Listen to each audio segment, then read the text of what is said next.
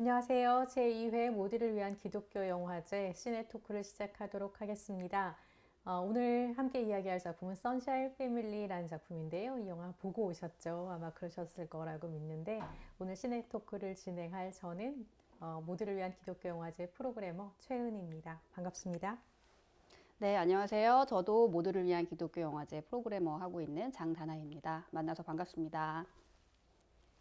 네, 오늘 영화 참 재미있는 코미디 영화라고 저희 나름대로는 네, 선정했는데요. 어떻게 뭐 보셨어요? 생각하니까 또 바로 웃음이 먼저 나오는. 네, 네, 아마 저랑 비슷하게 보시지 않으셨나 싶어요. 일단은 시종일관 왠지 모를 그런 키득키득거리게 되는 네, 그런 웃음이 있었던 것 같고, 그러니까 왠지 이제 코미디 영화 했을 때 항상 우리나라 코미디에서 만날 수 있는 한바탕 웃음 이런 거 있잖아요. 울고 뭐 웃기다가 폭소, 울려야죠 뭐 또. 그런 네, 것들. 근데 그런 웃음은 아니었지만 어떻게 보면 이렇게 약간 사부작 하는 이런 코미디가 네, 더 되게 리얼한 막장을 걸었다는 생각이 좀 들었습니다. 그리고 네. 또 한편으로는 단막극을 본 느낌? 왜냐하면 이 영화가 1년이라고 하는 시기를 그려내잖아요.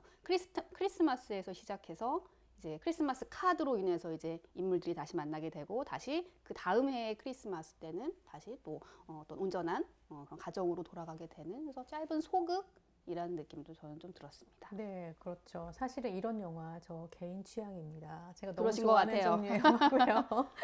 가장 이 영화를 상영하기를 미루신 네. 분이십니다. 그래 놓고 사실은 걱정도 많이 듣고 이걸로 무슨 이야기를 하실 거냐며 도대체 음, 이런 염려도 조금 들었던 작품 중에 하나인데요. 그래도 또 우리가 이야기할 수 있는 것들이 있는 작품이라는 생각이 들어서 함께 보고 이야기를 나누는 시간을 가졌으면 좋겠는데요. 이 영화 스웨덴 영화잖아요. 네, 그렇죠. 네. 그렇습니다. 스웨덴 영화고요.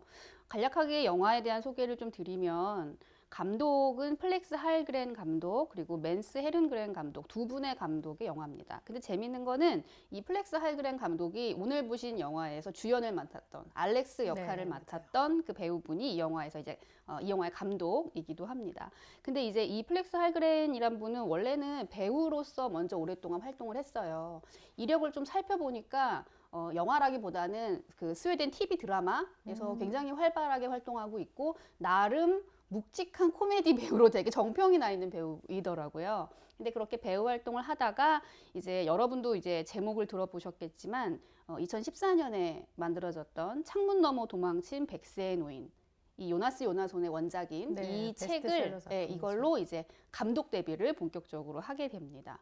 뭐 선생님도 너무 좋아하시는 영화인 걸로 알고 있는데 근데 이 창문 너머 도망친 백세 노인 이 영화 자체가 이제 주인공 알란이라고 하는 백세 할아버지가 등장하죠. 근데 이 할아버지의 일생을 이렇게 어떤 훑어보는 궤적을 찾아보는 영화인데 그 안에 어떻게 보면 90년대 이후에 있었던 어떤 세계적인 이슈들 어떻게 보면 무겁게 볼 수 있는 이슈들인데 이걸 이제 그 할아버지의 삶을 통해서 막 이렇게 짚어보는 장면들이 많이 나와요. 뭐 예를 들면 뭐 냉전 시기에 관한 이야기도 나오고 뭐 스페인 내전이라든가 또 미국의 원폭 그 그렇죠. 원자 사건에 폭탄. 관련된 것도 있었고 뭐 스파이이기도 하고 네, 베를린 네, 장벽도 네, 붕괴가 그렇죠. 그 되고요. 네. 모든 현장에 있었던 그러니까 어떻게 보면은 역사적으로 되게 무거운 상황들이었는데 거기에 항상 있었던 포레스트 검프 같기도 그러니까요. 하고. 그러니까 뭔가 역사의 산 증인처럼 보이는 네, 무거운 맞아요. 사건이지만 나름 또 코미디 영화로서 조금 더 편하게 다가가는 그런 작품이었습니다.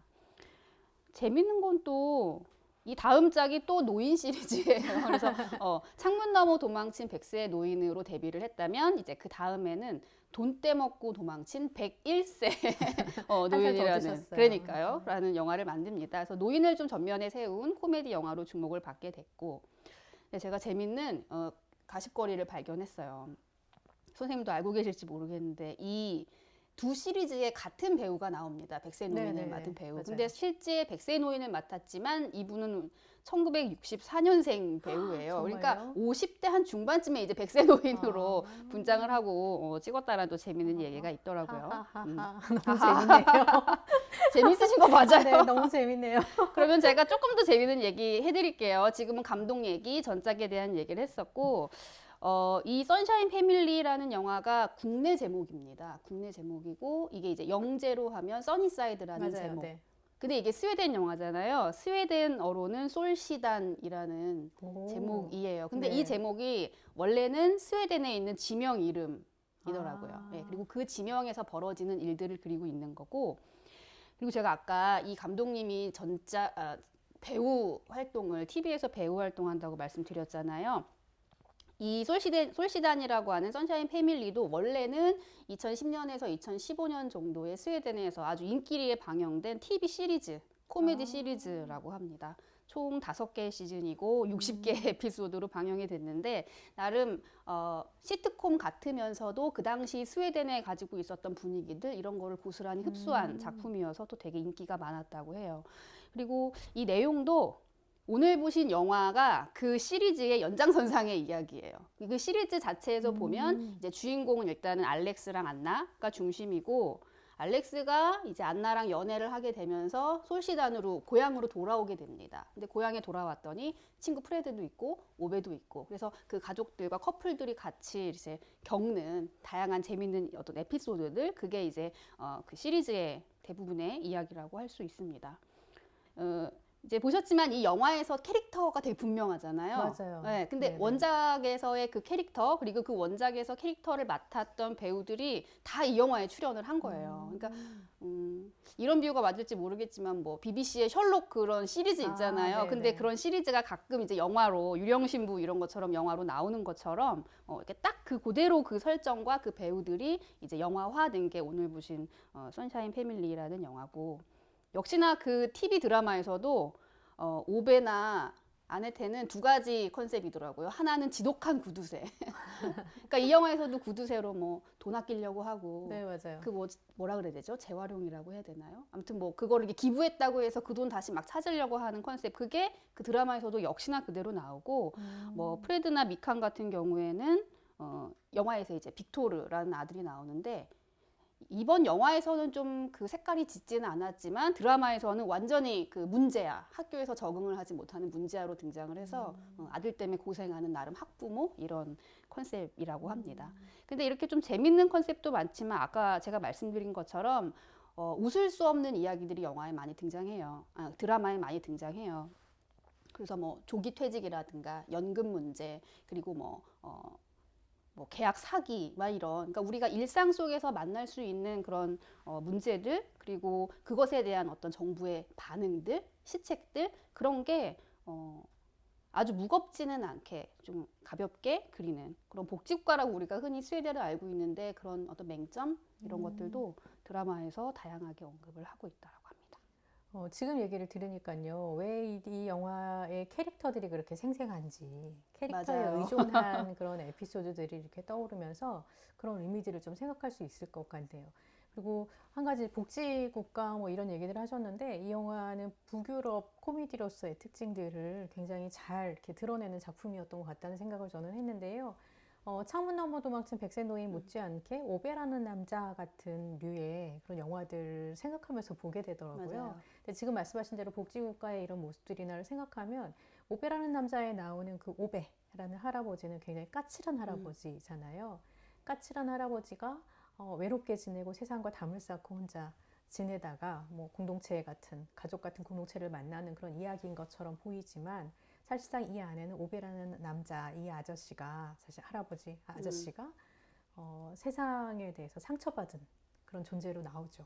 그래서 세상이 흙과 백으로 되어 있다고 믿을 만큼, 그래서 굉장히 상처받은 존재였다가 나중에 서서히, 그러니까 색깔을 찾아가는 남자, 그리고 이제 공동체를 찾아서 가족처럼 회복되어가는 어떤 정서와 뭐 이런 것들을 다루는 그런 면에서, 복지국가가 갖고 있는 사람을 위한다고 하면서 사실은 사람들에게 굉장히 냉정할 수밖에 없는 시스템화된 어떤 제도, 이런 거에 대한 어떤 비판의식도 조금 드러나고요. 그런 것들이 사실 우리가 동경하는 유럽과 어떤 서구 사회의 선진적인 모습, 이런 것들에 대해서 다시 생각하게 하거나 뭐 이런 모습도 조금 갖고 있는 것 같고요. 또 한 가지는, 그러니까 이런 영화들이나 이런 이야기들이 사실 서구 사회의 기독교적인 어떤 배경과도 무관하지 않다라는 걸 저는 굉장히 인상 깊게 네. 본 부분들이 있어요. 근데 왜냐하면 사실은 복지라는 것 자체가, 사회복지가 처음 시작된 것도 사실 성경의 어떤 구제의 원리나 이런 나눔의 원리에 의해서, 나눔과 돌봄의 원리에 의해서 시작된 그런 원리라고 볼 수 있거든요. 그런 제도들이 그런 의도와 상관없이 애초에 어떤 돌봄이나 어떤 나눔의 원리와 상관없이 그 자체를 유지하기 위한 제도화되고 법제화되었을 때 사람들이 오히려 소외될 수 있는 것들에 대해 생각하게 하고 끊임없이 반성하게 하는 지점들이 있었던 것 같아요. 그런 면에서 기독교적인 배경과 어떤 복지사회의 제도로서의 그런 측면들과 말씀하신 대로 아까 역사를 관통하는, 그러니까 아무래도 서구 사회가 어떤 뭐 미국이나 이런 곳들과 함께 세계 역사를 움직여 왔다는 어떤 자부심, 뭐 이런 것들이 이런 작품 안에 들어가 있는 것 같거든요. 근데 그런 모습들을 발견하면서 이 영화도 코미디 영화지만 사실은 그런 부분들을 우리가 같이 생각해 볼 수 있지 않겠나라고 저는 줄기차게 주장하고 싶어서 네, 그러신 것 같아요. 이 작품을 조금 밀었는데요. 네, 뭐 네, 그러면 그렇습니다. 그럼 최은 선생님의 그 줄기찬 주장을 한번 들어보도록 하겠습니다. 근데 주장을 듣기 전에 저희가 또 깨알 영화 퀴즈를 준비했습니다. 저희가 문제를 낼게요. 그래서 정답을 맞추신 분에게 저희가 또 선물을 드리는데요. 우선 문제를 먼저 드리겠습니다. 잘 들어주세요. 그 등장하는 할아버지가 있죠. 프레드의 아빠 네, 마우리츠라고 하는 할아버지. 이 할아버지의 오두막이 있는 휴양지의 지명은 무엇인가가 문제입니다. 네, 제가 보기를 드리겠습니다. 1번 코스트코. 헉! 왜요? 코스트인데 나름. 네. 2번 모스크바. 3번 토레코브. 4번 짐바브웨. 네. 네. 아주 어려운데요. 자, 이 정답을 아시는 분들은 지금 화면 아래에 있는 모두를 위한 기독교 영화제 카카오톡 채널 채팅하기로 정답을 보내주시면 정답을 맞추신 분들에게 2분 정도 추첨을 해서 저희가 마련한 귀엽고 예쁜 굿즈. 확실합니까? 네, 너무 귀여운 네. 기대하셔도 좋습니다. 굿즈 2개를 선물로 드리도록 하겠습니다. 자, 그러면 영화에 대한 본격적인 얘기를 들어가 보도록 하겠습니다. 저는 제일 처음 얘기해보고 싶은 거는 이 영화의 캐릭터들이에요. 네. 아주 매력 있는 캐릭터들이죠. 근데 이 캐릭터들이기도 하지만 결국 그 캐릭터들이 만든 관계 속에서 파생되는 어떤 위기의 지점들을 얘기하고 싶어요. 뭐 방금 영화를 보셨지만 뭐 그래도 간략하게 얘기를 하면 어쨌든 영화에 나름 막역한 새 커플이 등장을 하죠. 알렉스와 안나, 프레드와 미칸, 오베와 아네테. 우와. 이름 외우기 너무 어려워요. 근데 오베는 왜 이렇게 많은 건지 모르겠어요. 스웨덴 영화에. 스웨덴에 나오는 흔한 이름인가 봐요. 그죠? 그런가 봐요. 스웨덴에 있는? 네네.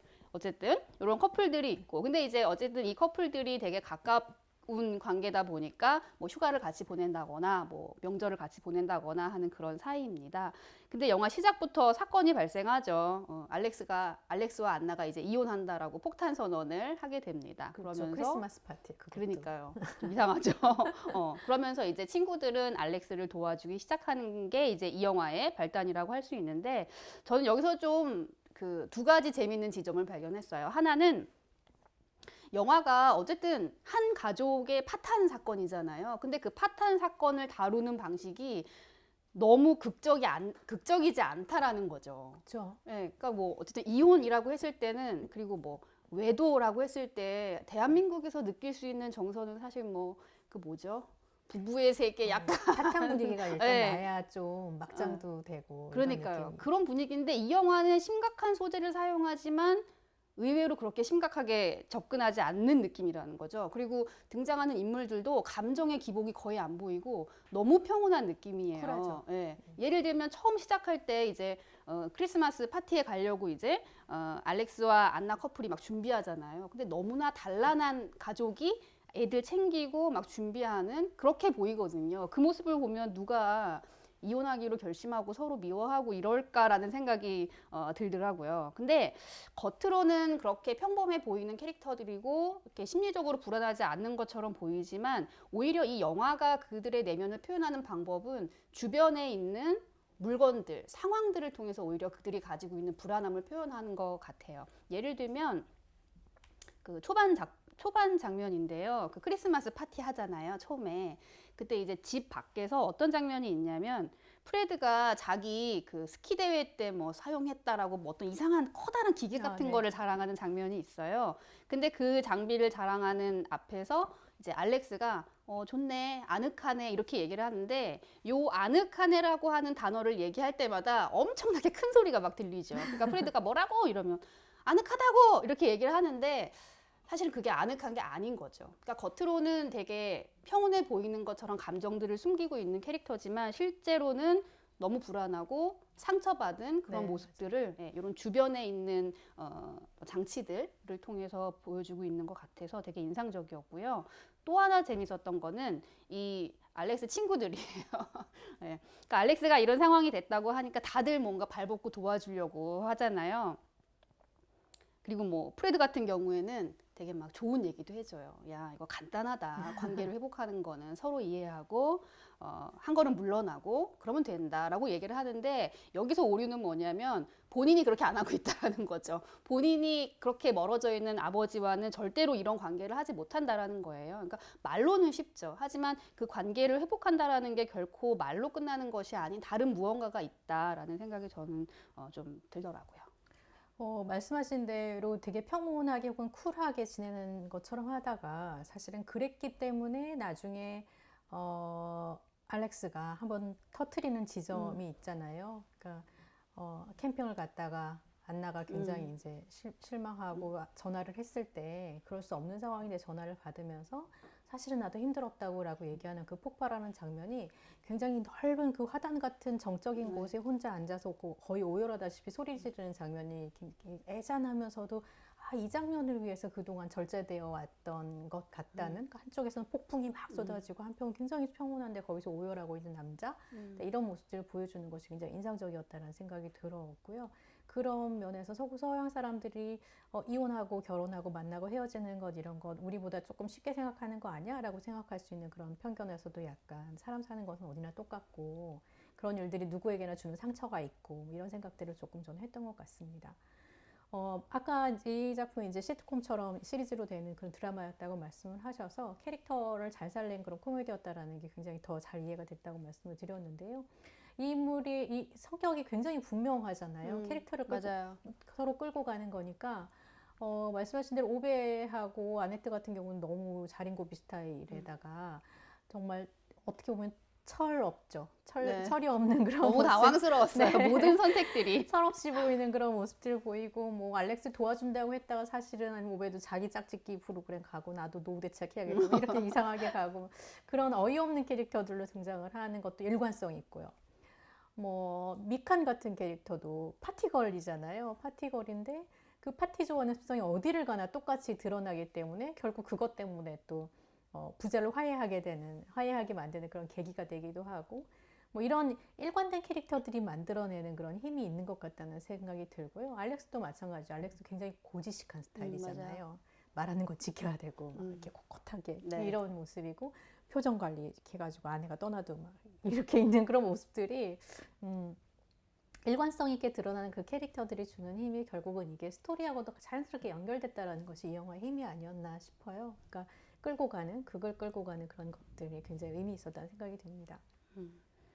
약간 선생님 말씀에 좀 캐릭터에 관련해서 조금 더 덧붙이자면 되게 재미있는 게 이 영화가 다 별개의 개별의 사건인 것처럼 보이잖아요. 그런데 맞아요. 그 개별의 사건을 결국 하나의 궤로 잇게 되는 거는 결국에는 이 캐릭터들이 가진 어떤 독특한 어떤 성격들 때문이 아닌가 싶어요. 예를 들면 이제 미칸이라는 캐릭터 저는 너무 매력적으로 봤거든요. 귀엽지 않으세요? 맞아요. 미칸? 너무 귀여워요. 네, 귀엽고 매력적인. 근데 이 미칸은 굉장히 즉흥적이고, 그러니까 항상 본인이 예정하지 않았지만 맨날 그렇게 파티를 한다라고 사람들한테 얘기를 하잖아요.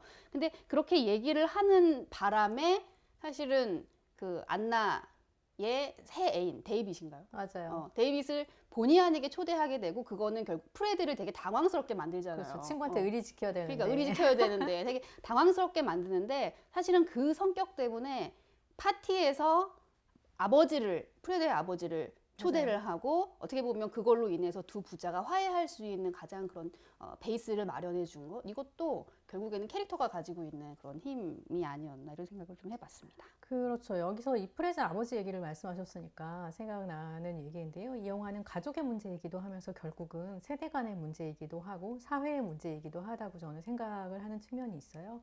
이 할아버지 캐릭터 굉장히 독특하잖아요. 보통은 좀 자유분방하고 뭐 바람기도 있고 바람 같은 그런 사나이라고 하면은 보통은 젊은 세대가 그러기가 쉬운데 이 할아버지는 히피 세대의 그런 어떤 전통을 갖고 있어요. 그래서 사실 서구 사회에서 이 지금의 70대 정도 되는 이런 이제 사람들이라고 한다면 6, 70대 아니면 더 나이 많은 사람들일 수도 있는데 68혁명 세대이거든요. 유럽 프랑스의 68혁명을 겪은 그런 세대이고 이때 기존 사회의 전통과 어떤 권위를 다 무너뜨리는 것에 관심이 굉장히 많았고 그게 사실은 이제 2차 세계대전 이후에 생겨나게 된 그런 흐름 중에 하나죠. 그래서 이런 영향들이 뭐 미국의 사회나 히피 문화나 뭐 이런 자유분방한 문화들의 영향을 미쳤다라고 볼 수 있는데 이 할아버지는 사실 이제 그 문화의 세례를 받은 세대인 거죠. 그래서 젊었을 때 굉장히 자유분방하게 여기저기 떠돌았던 인물로 나타나는 거예요. 그래서 환경 문제에도 관심이 많고 뭐 수질 오염 이런 거 관심 많고 그리고 기업화된 어떤 자본에 대해서 굉장히 비판적이고 자본가들이 노동을 하지 않고 돈을 버는 것에 대해서나 그래서 이제 이 할아버지를 나타내는 그런 기호 같은 것이 일종의 이제 체게바라나 이런 사회주의적인 그런 생각들과도 연결이 되고요. 자유분방한 캐릭터로 등장을 하죠. 그러니까 거기에 비하면 이 프레드라는 인물은 굉장히 보수적이에요. 그리고 뭐 대기업의 어떤 임원 같은 그런 느낌인 건데요. 경제계에 있는 사람인 거죠. 그래서 아버지에 대한 어떤 반발 혹은 이것 때문에 이 사람이 오히려 가정에 대해서 가정을 책임지는 문제 혹은 경제적인 경제력에 대해서 굉장히 오히려 집착 비슷하게 혹은 열심히 살았던 그런 사람이 아니었나. 아버지가 싫어하는 종류의 직업이거든요. 자본가이고. 그래서 그런 세대 간의 문제가 사실 등장하고 이게 프레드의 경우에 더 복잡한 건 뭐냐면 프레드의 아들이 아버지를 비난하기 시작한 거예요. 어느 날은 가만히 얘기 들어보니까 어디서 많이 들은 비난을 막 하는 거지. 근데 알고 보니까 자기 아버지가 자기한테 맨날 했던 비난을 자기 아들이 자기한테 하고 있는 거예요. 너 할아버지 만났지 않냐라고 생각해서 다시 할아버지, 그러니까 자기 아버지하고 만나게 되는 것이 마우리츠하고 만나게 되는 것이 이 영화의 굉장히 중요한 어떤 화해의 순간의 시작이라고 볼 수 있거든요. 그래서 이런 것들이 어떻게 보면 그런 생각이 들잖아요. 저런 아버지 밑에서 마우리츠 같은 아버지 밑에서 어떻게 이런 건실한 자본가 혹은 전혀 다른 네, 전혀 다른 사업가가 나올 수 있었나? 히피 아버지와 대기업의 이런 이미지가 이제 등장을 하는 건데 사실은 이런 아버지 때문에 이런 아들이 나왔다라고 얘기하는 것이 이 영화가 말하는 것이고 이게 세대 간의 문제라고 놓고 생각하면은 오늘날 한국 사회에서도 사실은 보수화되는 젊은 세대를 생각할 수 있는 그런 대목이기도 했던 것 같아요. 저는 IMF 세대를 겪었기 때문에 경제적으로 막 달려오던 그 아버지 세대가 무너지는 것을 목으로 겪었던 어떤 젊은 세대가 그러니까 돈을 벌어야 돼. 그러니까 부동산이 중요하구나 라고 생각하고 더 거기에 매달리게 되고 그래서 청년 세대들이 왜 이렇게 보수적이지? 라고 얘기하는 적어도 또 경제적인 어떤 그런 면에서는요. 그런 것들이 굉장히 연관이 있다는 생각이 들었거든요. 그래서 먼 유럽 사회의 이야기인 것 같지만 북유럽의 이야기지만 또 오늘날 우리 사회의 이야기이기도 한 것 같다는 생각을 하면서 저는 봤던 것 같습니다. 네. 그런 맥락에서 저는 개인적으로 이제 이 영화에서 감동이 됐던 지점이 그렇게 전혀 다른 세대 그리고 서로를 이해하지 못하는 어떤 그 할아버지 아들 손자 이렇게 봐야 되나요? 이런 어떤 세대들이지만 결국에는 서로를 용서하는 지점이 드러나는 게 어떻게 드러나냐면 지금 이 할아버지가 먼저 사과를 하죠, 아들에게. 근데 제가 봤을 때 이 영화에서 유일하게 진심으로 자기의 마음을 오픈하고 사과하는 사람으로 처음 등장했던 게 이 마우리츠였던 것 같아요. 뭔가 이게 자아 찾기, 나의 사명 이런 거에 되게 집중을 했기 때문에 가족들에게 소홀히 할 수밖에 없었던 그런 본인의 모습을 있는 그대로 아들에게 노출을 하고 일단은 제가 무엇을 잘못했는지에 대해서 아들한테 이야기를 하고 용서를 구하고 변화를 하겠다라고 얘기하잖아요. 그게 저는 되게 감동적이었거든요. 뭔가 되게 자기만 생각할 것 같은 할아버지인데 결국에는 그 관계를 회복하는 방법에 있어서 먼저 오픈을 했다라고 하는 것. 봤거든요. 그런가요? 뭐 그렇죠. 네. 근데 이제 이런 대화에서도 느껴지는 거는 프레드는 자기 아버지에 대해서 얘기할 때 항상 분노가 있잖아요. 맞아요. 그냥 밉고 싫고 그러니까 무책임하다고 생각하고. 파티를 이제 미칸이 열린다고 했을 때도 아버지는 안 온다고 그 사람은 오지 않는 사람이야 막 이렇게 얘기를 하는데 어쨌든 아들에게 미안한 마음을 가지고 변화와 어떤 그런 관계를 회복하고 싶은 이 아버지의 입장으로서는 아니다. 나 간다 이렇게 얘기를 하잖아요. 결국에는 이런 관계 회복이라는 것이 반성과 용서 이런 과정들이 있어야 가능한 게 아닌가 이런 생각이 그러니까 들었습니다. 실수를 인정하는 건데요. 그렇죠. 결국은 대의 명분을 위해서 열심히 살았던 게 사실이에요. 아버지가 뭐 히피부나 자유분방에서 좋아하기도 했겠지만 사실 자본주의가 돌아가는 것이 마음에 안 들고 거기에 대한 비판이 분명히 있었던 거거든요. 그래서 대의를 추구해서 이렇게 사는 것이 옳지 않아라고 생각하고 과감하게 뛰어갔지만 그렇게 뛰어나갔을 때 남은 가족들이 겪게 되는 어떤 고통에 대해서는 사실 생각할 겨를이 없었던 것 같다는 생각이 들고요. 저는 이제 지금 말씀하신 대목하고 연결해서 생각하면 그래서 토레코브의 바닷가에서 둘이서 이렇게 알몸으로 뛰어드는 장면이 맞아요. 굉장히 중요하다는 생각이 들어요. 손자 빅토르의 경우에는 할아버지의 그런 모습을 보고 뭐, 아 멋있다 뭔가 다르네 반항적인 걸 좀 본받고 싶고 멋진데 이렇게 생각할 수는 있지만 거기에 이 손자는 차마 옷 벗고 빨가벗고 들어가지 못했거든요. 그리고 거기서 문 앞에서 딱 돌아왔어요. 그 다리 앞에서 돌아왔는데 이 아들은 아버지하고 과감하게 거기 뛰어 들어가서 발가벗고 물속에 들어가서 처음으로 속에 있는 얘기들을 하기 시작하는. 근데 아프다는 얘기 왜 안 했어요? 라는 그렇죠. 것을 하기 시작한 그것. 그게 결국은 이제 둘이 완전히 벗은 모습으로 말씀하셨던 대로 치부를 드러내고 미안하다고 얘기할 수 있는 준비가 되어 있는 상황으로 가는 것이 결국 두 사람의 화해를 만들어내는 것이라는 생각이 들었던 것 같습니다. 네. 그 뛰어든다라는 것 자체의 의미도 좋은 것 같아요. 그렇죠. 어쨌든. 네, 맞아요. 네. 그러면 조금 더 이번엔 다른 얘기를 좀 해볼게요. 저는 재밌던 부분 중에 하나가 그 자아찾기 프로그램이라는 거 있잖아요. 그냥 귀에 쏙 들어오더라고요. 제가 이렇게 검색을 해봤더니 제가 아까 이제 드라마가 원작이라고 했잖아요. 드라마에서는 이 안나가 배우를 꿈꾸는 캐릭터더라고요. 젊은 시절부터 배우를 하려고 했었는데 매번 그러니까 남편이 그 알렉스가 그 고향으로 돌아오면서 포기하고 아기가 생겨서 포기하고 그러니까 이제 엄마와 아내의 역할을 집에서 하다 보니까 진짜 자기가 하고 싶었던 꿈 배우를 하는 거를 포기한 그런 캐릭터로 등장을 해요. 영화 속에서도 이런 대사가 있습니다. 되게 좀 미칸한테 푸념처럼 하는 얘기인데 나는 독하고 늙은 소가 됐어. 뭐 이렇게 얘기해요. 표현 너무 슬프잖아요. 예, 예. 그래서 예. 근데 이제 이 자아찾기 프로그램이라고 했을 때는 어쨌든 여성으로서의 자아찾기 프로그램을 생각해 볼 수 있을 것 같아요. 저는 이 안나가 도대체 왜 데이브에게 끌렸을까라고 했을 때 원래는 자아찾기 프로그램 때문에 그곳을 갔지만 그 자아찾기의 중요성, 그 과정에 대해서 얘기를 해준 사람이 데이비드였기 때문에 약간 그 자아찾기와 데이비드를 약간 이렇게 매칭을 시켰던 것 같아요. 그렇죠. 그래서 사실은 네. 진정한 자기 자아를 찾으러 갔다가 데이비드 데이비드를 찾아온 거죠. 뭐 그게 좋은 건지 나쁜 건지는 잘 모르지만. 근데 어쩌면 데이비드를 선택한 이유는 데이비드 캐릭터 아시잖아요. 네, 너무 그렇죠. 자유분방하고 그렇죠. 자기가 하고 싶은 대로 하고 원하는 대로 하는 거침없는 캐릭터인데 그 모습 속에서 사실은 데이비드가 좋다라기보다는 그 자유로움을 갖고 싶은 마음 때문에 그 사람을 사랑하게 된 게 아닌가. 네. 그래서 저는 그런 생각도 했어요. 이제 이 영화랑 전혀 다른 결일 수도 있지만 이 안나는 사실은 알렉스를 사랑하는데 그러니까 데이비드를 교제를 하고 있지만 남자로서 좋아한다라기보다는 그 자유로움 때문에 데이비드와 같이 한 거고 항상 마음속에는 알렉스가 그래도 있지 않았나? 라는 생각을 해봤습니다. 바람 아닙니까? 바람. 바람이지만 자유를 막 이렇게 생각하는 아무튼 네.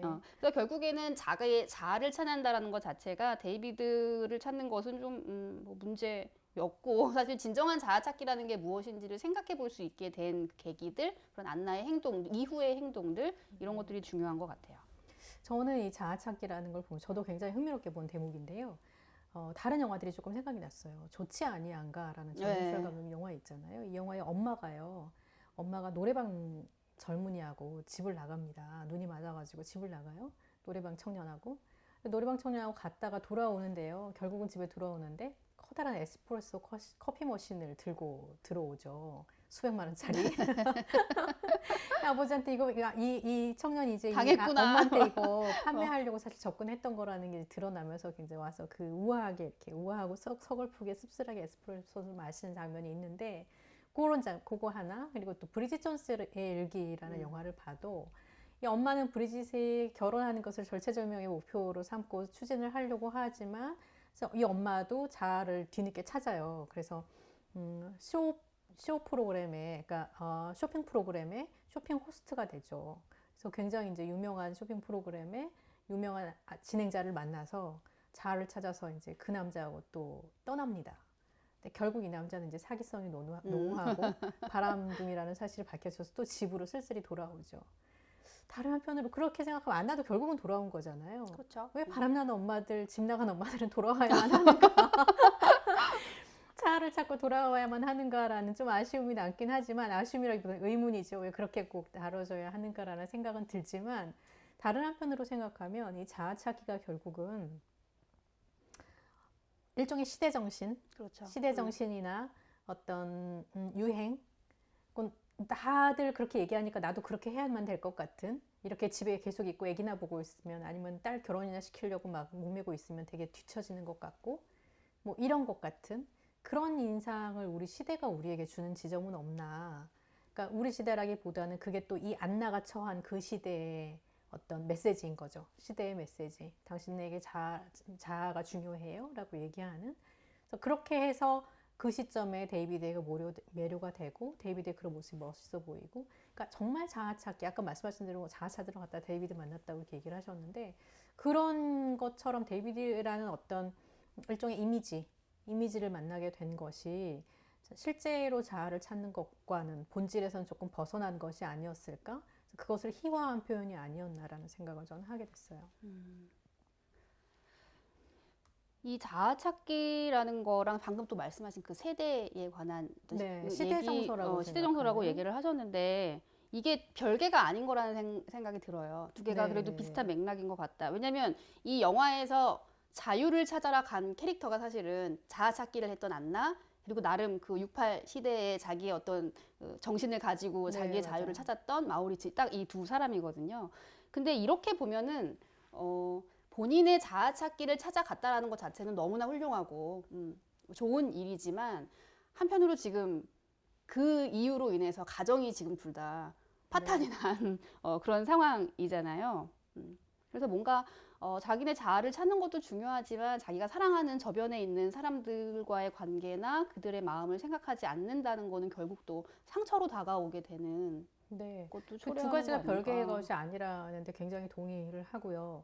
만약에 마우리츠의 측면이 과거의 마우리츠를 이제 얘기를 하는 거겠죠. 반성을 했으니까 과거의 마우리츠가 이상을 찾아서 가는 어떤 대의명분이나 이상, 뭐 자유라는 좀 거대한 어떤 그 정신이라고 시대 정신이라고 얘기를 한다면, 자아 찾기는 그런 거대 담론에서 약간 벗어나서 개인이 중요하고 뭐 이런 개인화된 메시지와 이런 시대 정서라고 볼 수 있을 것 같거든요.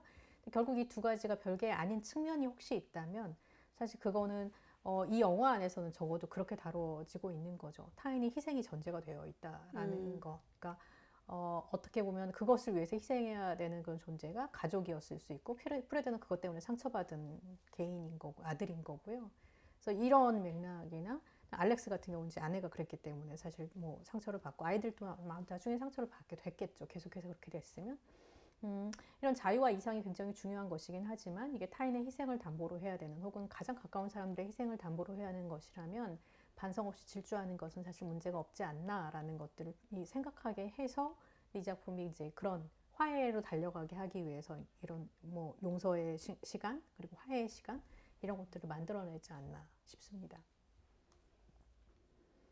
그래서 어떻게 보면요, 이 스웨덴이라는 나라, 북유럽은요, 우리가 갖고 있는 사상적인 그런 행보로 보면, 우리가 갖고 있는 그 시대 정서를 조금 앞서가는, 그래서 앞서가는 그런 측면이 있는 것 같아요. 네. 그러니까 우리가 조금 서구 사회를 따라가는 경향이 있죠. 복지나 아니면은 뭐 여성주의나 이런 여러 가지 이제 타인을 생각하는 그런 문제들이나 있어서나 모델이 되는 그런 국가들이었던 것이 사실인데요. 북유럽이나 유럽의 사회들이. 근데 그런 사회에서 벌어진 지금의 그 갈등, 이게 사실 지금 우리 사회에서 벌어지고 있는 세대 갈등하고도 무관하지 않다라는 게 아까 잠깐 말씀을 드렸지만, 한국적인 맥락에서 이걸 재해석할 수 있는 지점이 저는 굉장히 흥미로웠던 것 같대요. 만약에 여기서 우리가 사회주의적인 이상, 마우리츠가 추구했던 사회주의적인 이상, 자본주의를 거부하는 어떤 것, 시스템화된 어떤 사회에 대한 비판, 이런 것들이 굉장히 흥미롭고 진보적인 시각이고 멋진 거잖아요. 근데 이거를 오늘날의 기독교 신앙하고 치환해서 생각해도 사실 별로 다르지 않은 지점들이 발견이 된다는 거죠. 우리가 세계 선교와 교회 부흥과 전도의 메시지나 이런 것들이 너무 중요한 나머지 돌아보지 못한 지점들이 분명히 있는데, 그 와중에 어떤 경우에는 가족일 수도 있고, 아니면 사회적인 약자일 수도 있고, 배제되는 존재들이 분명히 존재해왔던 것이 사실인 것 같아요. 우리가 가슴 아프게 돌아볼 수밖에 없는 것은 그런 지점들인데, 이 영화가 중요한 것은 그래서 자아찾기든 혁명이든 필요 없다. 다 필요 없고 그냥 빨리 사과하고 화해하고 뭐 용서하고 잘 살자 가족으로 돌아와라 이런 보수적인 메시지가 아니라는 점은 중요한 것 같아요. 그게 중요해요. 안나가 자아를 찾는 문제도 중요하고 마우리츠가 혁명을 하는 것도 중요한 문제였을 텐데 정말 중요한 건 그걸 어떤 방식으로 이루어내고 그 과정에서 어떤 사람들이 다치는가를 돌아보지 않는 것은 결국 질주하는 거잖아요. 질주하는 어떤 혁명이나 질주하는 시대 정신에 우리가 한번 돌아보지 않는다면 반성 없이 지낸다면 그런 반작용들을 만들어낼 수밖에 없고 애초에 가지 않았던 것보다 훨씬 더 멀리 가버릴 수도 있을 것 같은 결국 아파서 마우리츠가 사망하면 네. 해결할 수 없는 그런 문제였으니까요. 그런 점들에 대해서 좀 생각을 해봤던 것 같습니다. 옳은 일에도 오류가 있을 수 있다는 거죠. 그리고 옳은 일을 한다고 해서 모든 것이 다 합리화되는 건 아니라는 거죠. 맞습니다. 그러면 조금 마무리를 할까 하는데요. 어쨌든 이 영화가 코미디지만, 그러니까 좀 가볍고 무거운 주제를 다루고 있다라고 하더라도 그걸 표현하는 방식이 그래도 좀 가볍게 나가고 있으니까 뭔가 코미디가 갖는 뭐 희극적인 요소들, 즐거움 이런 것들에 대한 얘기도 좀 하고 마치는 걸로 네. 했으면 좋겠습니다. 이 영화는 되게 너무 막 진지한 영화는 절대 아니잖아요. 되게 그쵸. 가볍고 근데 이제 말씀드렸듯이 포복절도하거나 뭐 이렇게 슬랩스틱이나 이런 것도 아니고 정말 웃음의 코드가 유머의 코드가 어이없음이에요. 그죠? 맞아요. 어이없음 그리고 우스꽝스러움 이제 이런 것들이 웃음을 코드로 삼고 있는 그런 코미디라고 봤을 때 제일 이제 재미있게 드러나는 부분이 저는 아이러니라는 생각이 들거든요. 네. 아이러니 굉장히 아이러니컬하죠. 어떤 면에서 특히 그러냐면 예를 들면 오베 같은 캐릭터인 거예요. 오베 되게 잘인곱이잖아요. 네. 근데 흥미롭게도 프레드가 방치했던 마우리츠를 돌봤다고 할 수 있는 사람은 오베예요. 그렇죠. 그동안 찾아뵙고 있었던 거지. 네. 나는 너네 아버지 좋더라 이러면서 그렇게 해서 끈을 유지하고 있었던 사람이고 결국은 이 오베가 낳은 아이가 프레드의 형제가 되거나 재산까지도 나눠줘야 할 만큼 하는 그런 이제 맥락을 갖게 되잖아요. 너무 우스꽝스럽고 어이가 없는데 사실 인생에 그런 정도의 우스꽝스러움과 어이없음이 있는다면 좀 세상이 오히려 살만하지 않을까? 뭐 이런 생각들을 저는 했던 것 같아요. 그게 괜한 보상이라 그래야 되나요? 그렇지, 그럴 수 있지. 프레드는 화해는 했지만 재산은 못 얻는 뭐 이런 거. 그렇지만 오베는 되게 못되게 굴었지만 그간의 아버지에게 했던 것이 이상한 방식으로 보상받는 이런 것들이 우리가 생각지도 않은 곳에서 오는 어떤 작은 위로라 그래야 되나? 뭐 이런 것들 좀 생각할 수 있었던 것 같고요. 뭐 굳이 이제 영화의 영어 제목이 써니사이드니까 밝은 면을 찾자면 그런 면들 좀 재미있었던 것 같아요. 저는 그런 종류의 아이러니가 굉장히 많이 등장하잖아요. 뭐 옛날에 한 약속을 지켜보겠다고 아내하고 카드 보고 그러니까요. 동참을 너무 했는데 당황스러웠어. 양심이 너무 찔려가지고 이거를 또 애인한테 고백하니까 애인이 나도 그래. 당황하면서 사실은 이 애인은 더한 짓을 하고 있었던 그러니까요. 거지. 양다리를 하고 있었던 거죠. 근데 그런 거를 고백하는 순간 이 애인이 무슨 생각을 했을 것 같냐면 이 사람은 너무 순수한 사람이고 정직한 사람이고 정말 딱 그 반듯한 사람이잖아요. 거기에 대해서 내가 이 사람한테 이러면 안 되지라는 마음을 하고 그런 고백을 하지 않았을까? 그러니까 그런 순수함과 정직함 이런 것들이 이상한 방식으로 보상을 받는 거죠. 그래서 이게 되게 이런 게 굉장히 흥미롭고 그러니까 인생의 아이러니 같은 진짜 그런 느낌? 우리 인생에 벌어지는 뜻밖의 순간들이 만들어내는 그렇기 때문에 알렉스가 결국은 맞아요. 안나와 재결합할 수 있는 계기가 된 거잖아요. 그래서 의도치 않고 원하지 않지만 예상치 못했던 이런 순간들이 주는 유쾌함이 있는 것 같다는 생각이 듭니다. 네. 저도 코미디이고 뭔가 그 가족의 뭐 분열이라든가 관계가 좋지 않다라든가 이런 거를 무겁게 그리지 않고 어쨌든 코미디 장르가 가지고 있는 장점인 것 같아요. 그리고 맞아요. 결국 우리가 삶 속에서 만날 수 있는 다양한 코드들을 그래도 조금 이 영화를 통해서 무겁지 않게 가볍게 다가갈 수 있었다라는 거, 그게 이 오늘 보신 선샤인 패밀리라는 영화의 가장 멋있는 점, 그리고 좋은 점이 아닌가라는 생각을 해봅니다. 사실 코미디라고 하고 시작했지만 또 나름대로 의미를 짚어내 보려고 했는데요. 제 솔직한 마음은요. 오늘 저희가 나눈 이야기 다 잊어버리셔도 이런 재미있는 코미디 기독교 영화제에서 했네. 그것만 기억해 네, 주셔도 이것만 기억해 주셔도 사실 네. 좋은데요. 왜냐하면 세계가 이렇게 괜찮지 않고 어둡고 절망적이라고 해서 또 그리스도인들이라고 해서 우리가 마냥 또 우울하게만 지내는 건 사실 아니죠. 그리고 또 우리가 모든 영화들을 다 막 깊이 있게 묵상을 해야 됩니다라고 주장하는 그런 사람들도 아닙니다. 저 영화제가. 그래서 사실은 코미디의 미학이라는 것은 거리두기의 미학이거든요. 가끔은 이 코미디만큼의 거리를 두고 세상을 바라볼 수 있다면, 그리고 어떤 건 또 우스꽝스럽고 웃기게도 바라볼 수 있고, 어이없어 하면서 그냥 막 분노만 하기보다는 어이없어 하면서 그냥 지내는 것만으로도 세상을 한결 더 여유 있게 만드는 그런 장르, 기재 이런 것들이 맞습니다. 될 수 있다는 생각을 저는 하게 됩니다. 그래서 이렇게 세상과 사람들을 거리를 두고 관찰하는 것들을 통해서 때때로 오히려 더 풍성하게 삶을 즐길 수도 있고요.